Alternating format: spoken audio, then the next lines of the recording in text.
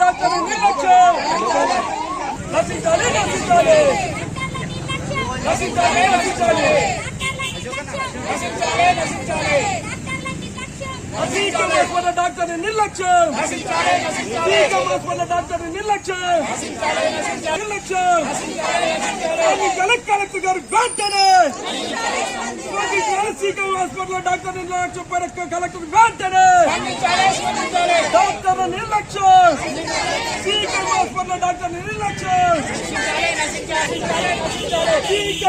డాక్టర్ల నిర్లక్ష్యం నశించాలి సీఎం హాస్పిటల్ డాక్టర్ నిర్లక్ష్యం డాక్టర్ నిర్లక్ష్యం డాక్టర్ నిర్లక్ష్యం నశించాలి సీఎం హాస్పిటల్ డాక్టర్ నశించాలి సీఎం హాస్పిటల్ డాక్టర్ నిర్లక్ష్యం నశించాలి సీఎం హాస్పిటల్ డాక్టర్ నిర్లక్ష్యం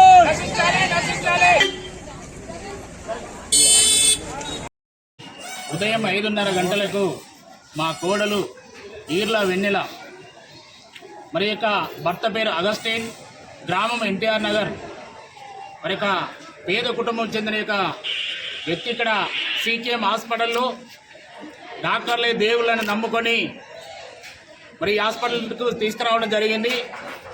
మరి డెలివరీ అయింది, చిన్న ఆపరేషన్ చేసిండ్రు. ఆ చిన్న ఆపరేషన్ చేసిన క్రమంలో ఆ దూది అనే యొక్క దాన్ని ఆ పట్టి మొత్తం లోపల పెట్టి కుట్లేయడం జరిగింది.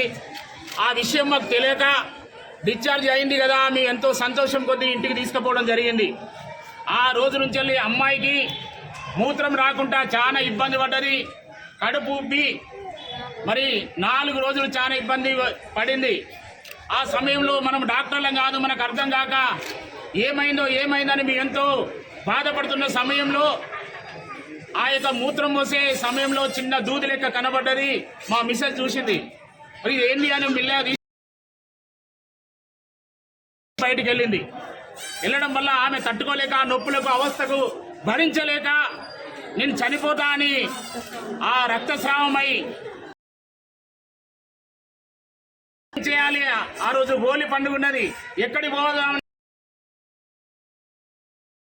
ఆటో కూడా దొరకని పరిస్థితి ఉన్నది. ఆ నైట్ అంతా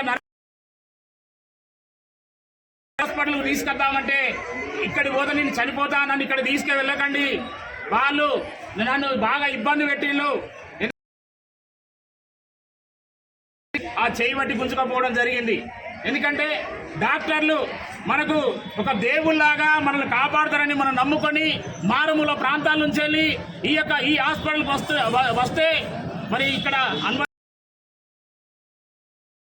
కుటుంబానికే కాదు మా ఒక్క కోడలకే జరగలేదు, కానీ మా ఎన్టీఆర్ నగర్ ప్రాంతంలో కూడా ఒక ముస్లిం అమ్మాయి మరి డెలివరీ అయినాక ఇదే పరిస్థితి జరిగితే 40 రోజులకు ప్రాణం పోయింది.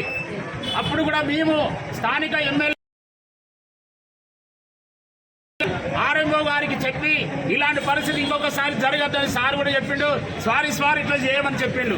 అదే విషయం ఇప్పుడు కొత్తగా వచ్చిన ఆర్ఎంఓ మన మురళి సార్ గారు కూడా మేము చెప్పినా మొన్నొచ్చి చెప్తే ఆయన ఏమంటాడంటే 100% ఇట్లా జరగదు, అది ప్యాడ్ అనేది ఎన్ని ప్యాడ్లు తగ్గుతాయో దాన్ని బట్టే మేము ట్రీట్మెంట్ చేస్తామని ఆయన మేము మాట్లాడిన మాట కనీసం రెస్పాన్స్ లేకుండా కొట్టిపడేసిండు.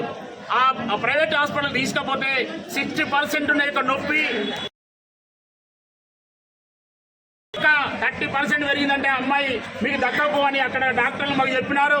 ఎందుకంటే ఇలాంటి యొక్క పరిస్థితి మాకంటే పేదలు ఉండవచ్చు, ఈ పేదల కోసం వైద్యం అందించే డాక్టర్లు వాళ్ళ ఇంట్లో నుంచి ఏదో డబ్బులు ఖర్చు పెట్టినట్టు డెలివరీ అయినాక ఆపరేషన్ అయినాక ఒక ఇంజెక్షన్ ఇవ్వలేదు, ఒక టాబ్లెట్స్ ఇవ్వలేదు, ఒక గ్లూకోజ్ కూడా పెట్టలేదు. అలాంటి ఇబ్బందుల్లో నొప్పులతో ప్రైవేట్ హాస్పిటల్ పోతే ఇప్పుడు కొంచెం కోలుకుంటుంది. కాబట్టి ఈ నిర్లక్ష్యంగా ఏ డాక్టర్లు అయితే ఉన్నారో ఆ మేడాలు, ఎందుకంటే వారు కూడా ఒక ఆడవాళ్ళే, ఎందుకంటే వాళ్ళు కూడా ఈ కలినప్పుడు ఎలాంటి పరిస్థితుల్లో వాళ్ళు కూడా తెలుసు. కానీ అవన్నీ మరిచిపోయి డాక్టర్లమని వాళ్ళు ఎంతో విర్రవీగుకుంటూ వచ్చిన పేషెంట్ కనీసం మాట్లాడే విధానం దయచేసి ఇలాంటి మా కోడలకు వచ్చిన పరిస్థితి ఇంకా ఏ ఒక్కరు కూడా ఏ అక్క కానీ చెల్లె కానీ బిడ్డ కానీ జరగకుండా ఉండాలనేదే మేము ఇక్కడ వచ్చి చేస్తున్నాం.